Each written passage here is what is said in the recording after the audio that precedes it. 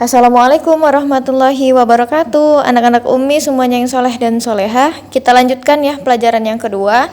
Tematik 4F tentang tari kreasi daerah dan manfaat makhluk hidup bagi lingkungan sekitar. Namun sebelum kita masuk ke materi, kita baca doa terlebih dahulu ya.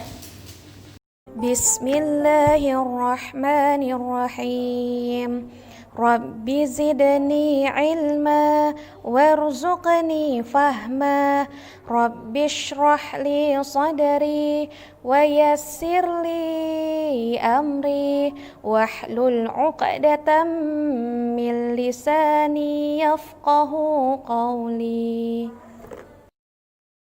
Baik anak-anak. Di kali ini Ustazah akan menjelaskan tentang Oke, untuk yang pertama kita belajar tentang tari kreasi daerah. Salah satu unsur dari tari yang pertama, penari. Penari adalah orang yang pekerjaannya menari, baik tari kreasi daerah maupun tari kreasi modern. Lanjut, tari kreasi daerah sendiri adalah tari tradisional yang gerakannya dikreasikan sesuai adat istiadat setempat. Ada beragam jenis tari kreasi daerah yang ada di Indonesia. Gerakan tari kreasi daerah sangat beragam karena mencerminkan sifat dan karakter masyarakat daerah masing-masing.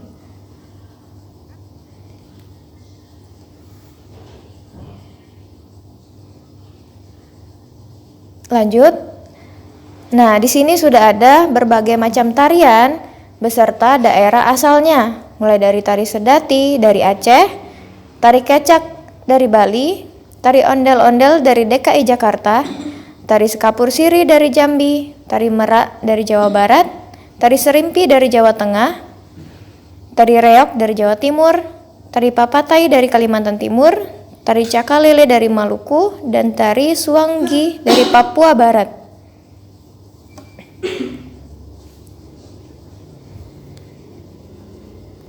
itu ya. Ada 10 macam contoh tarian daerah beserta daerah asalnya.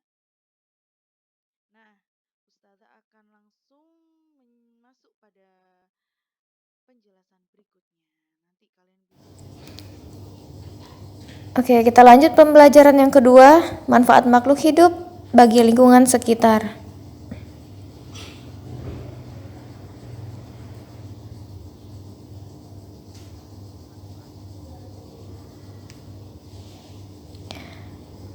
Kita, makhluk hidup, terdiri atas tumbuhan, hewan, dan manusia.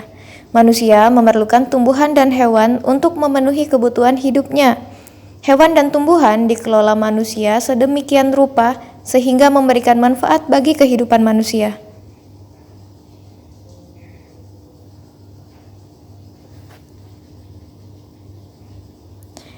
Tumbuhan dan hewan merupakan sumber daya alam hayati. Keberadaannya akan terus-menerus ada sepanjang tidak terjadi peristiwa yang membuat punah.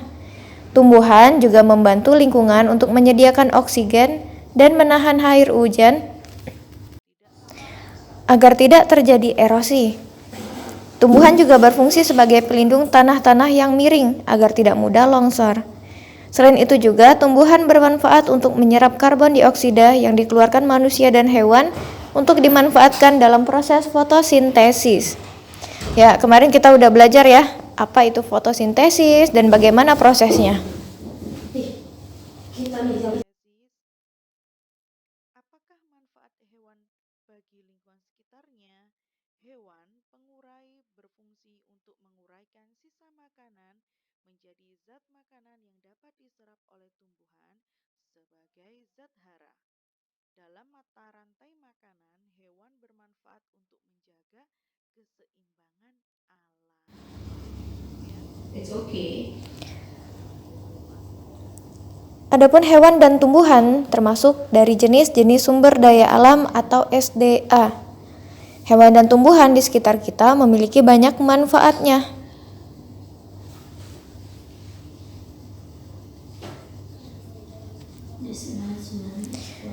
Hewan dan tumbuhan dimanfaatkan manusia sebagai bahan makanan, bahan pakaian, peralatan rumah tangga maupun sebagai bahan baku produk kesehatan. Opportunity itu sama dengan chance. Ya. Selanjutnya, jenis-jenis sumber daya alam beserta contoh dan manfaatnya. Nah, di sini sudah ada tanaman padi, bisa dimanfaatkan sebagai bahan makanan pokok. Kedua, tanaman kapas bisa dibuat untuk kain katun. Dan yang ketiga ada tanaman jati, bisa dimanfaatkan sebagai bahan bangunan dan perabot. Lanjut, sumber daya alam yang kedua yaitu hewan. Hewan yang pertama di sini ada ikan, bisa dimanfaatkan sebagai bahan makanan. Dan yang kedua, domba bisa dimanfaatkan sebagai bahan makanan dan rambutnya untuk bahan pakaian. Dan terakhir ada kerbau, bisa dimanfaatkan sebagai bahan makanan dan tenaganya juga bisa digunakan untuk membajak sawah. Daya alam dan contohnya beserta manfaatnya. Tentu mudah ya untuk kalian. Nah, bisa dipahami ya. Nah, sekarang boleh diperhatiin bagaimana proses terjadinya kain sutra. Pemanfaatan makhluk hidup juga ada yang berhubungan dengan siklus hidup hewan tertentu. Salah satunya dari pertanyaan yang sudah disebutkan tadi.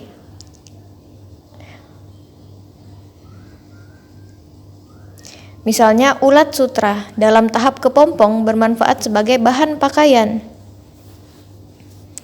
Serat dari kepompong diolah dan dipintal menjadi benang. Benang-benang tersebut kemudian dibuat dan menjadi kain sutra. Sebabnya kain sutra bernilai sangat tinggi karena dia betul sekali prosesnya ya dari ulat sutra.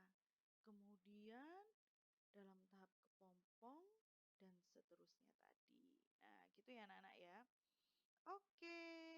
Nah, itu tadi penjelasan Ustazah mengenai tari kreasi daerah dan manfaat makhluk hidup bagi lingkungan sekitar.